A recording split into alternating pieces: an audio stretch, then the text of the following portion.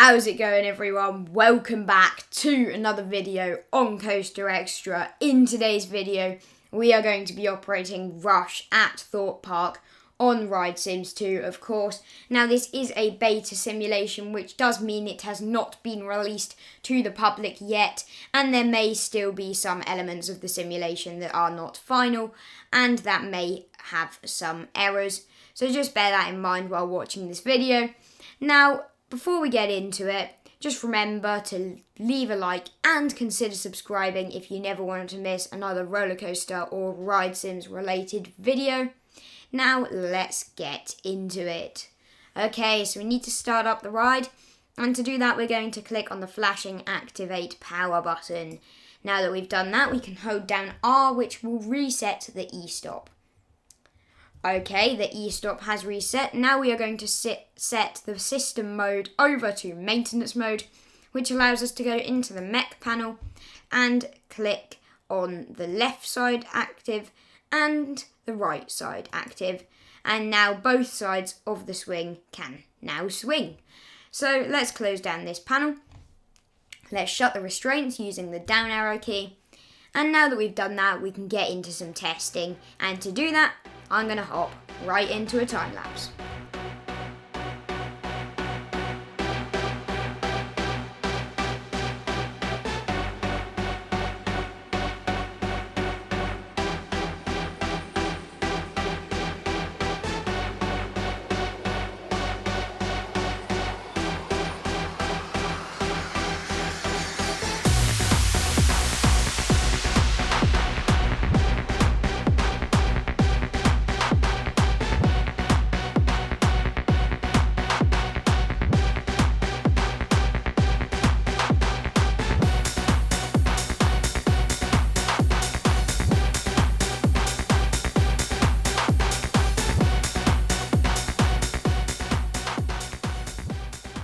Okay, so we've just been doing some testing and it went very smoothly, I must say.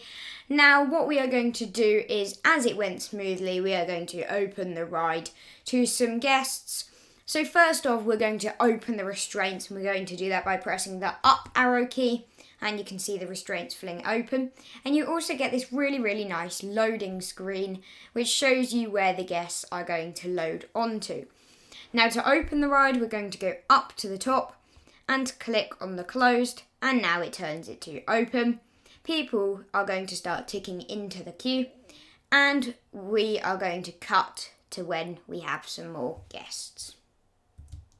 Okay, so we have a lot more guests that are now in the queue, and we want to load them onto the ride. So to do this, we're going to go over to the system mode and set it to normal mode.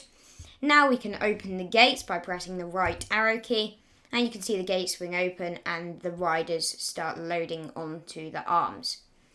Okay, once we are able to, we will shut the gates, and we will do this by using the left arrow key. Now we are going to close the restraints for the people on the ride, and we are going to do this using the down arrow key.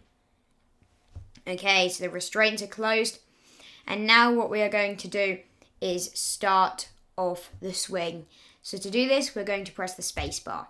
Now the space bar has been pressed, the air canisters on either side of the ride will start filling up with air, and that is what the green bars indicate. Now to start off the swing, we're going to press down space bar and the arrow keys at the same time. That is the left and right arrow key that I've been pressing there. When they turn green, as in the buttons on the screen, we are going to press both the left and the right arrow keys, and that is what I've been doing, and the swing is getting higher and higher.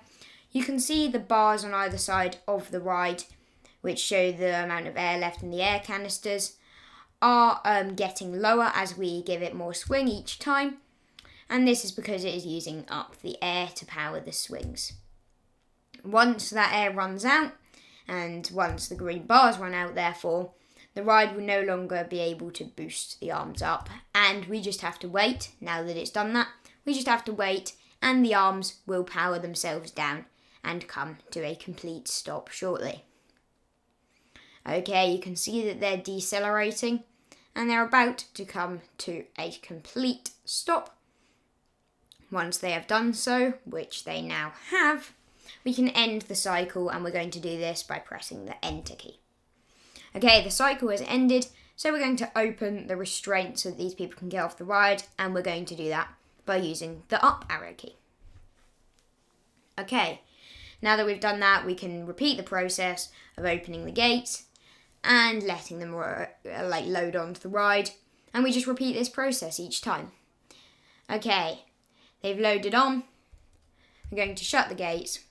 I'm going to close the restraints, and we're going to set it to the auto mode this time, auto long sequence, so that I do not have to press the arrow keys while I speak about the ride. Okay, so just a little bit of information about this ride. It's manufactured by S&S. It is their Screamin Swing model, and these model of flat rides can be found all across the world, and they are very highly rated among theme park enthusiasts. This model in particular, Rush here, reaches 23 metres high at its highest point, and it opened in 2005. At the bottom of the swing, when it is going at its fastest speed, it reaches 45 miles per hour, and when both of the arms are in operation, it can seat 32 people per ride. Now, Rush is a very, very fun ride. However, it is also very, very intense. I do quite enjoy Rush, but it is a very, very intense ride experience, as the fact you only have a lap bar, which does make you feel very free. Of course, it is perfectly safe.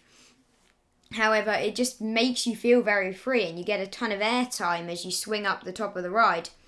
So that's actually a really cool feature about this ride, because just when you are facing up, you get an absolutely thrown out of your seat and hit into the restraints, and it is crazy. It's really good fun, however. So that I do enjoy this ride, and it is a ride that I will try to get on as I go to Thorpe Park most times, because it is a good fun ride. However, it does reach quite big queues at times because of its big, tall appearance, which draws guests into it. Also, one little nice feature about this simulation is behind Rush, you can actually see a roller coaster, which is Colossus, as both of those rides are in the Lost City section of the park, which is one of the themed zones around Thorpe Park.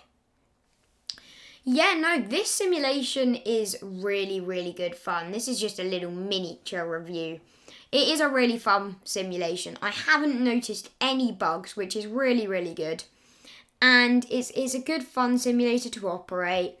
It's more about the timing, actually. You don't really control the cycle quite as much, even if you're in manual operation. It's more about the timings of pressing those arrow keys as soon as it goes green, so that the guests on the ride and the arms can swing up even higher each time. And that's why the timing element is a little bit tricky, but this is an easy simulator, and I feel like that is the right rating for it. This is not hard compared to some of the other simulators on here, such as Apocalypse, which was a drop tower on Ride Sims that we operated quite a long time ago, actually. I'll leave a link to that in the top right-hand corner of your screen now. And yeah, no, this is a good fun simulator to operate. It doesn't have quite as much variability in the sequences as you can make with other simulators such as Maelstrom, which we played a few weeks ago now. I'll put that in the top right as well. But that doesn't reflect on the simulator's enjoyment factor, you know. This is a good fun simulator to operate. Getting the timings right takes a little bit of time to learn. And that is a really, really cool part. Now that's going to be it for this video when this cycle ends, guys.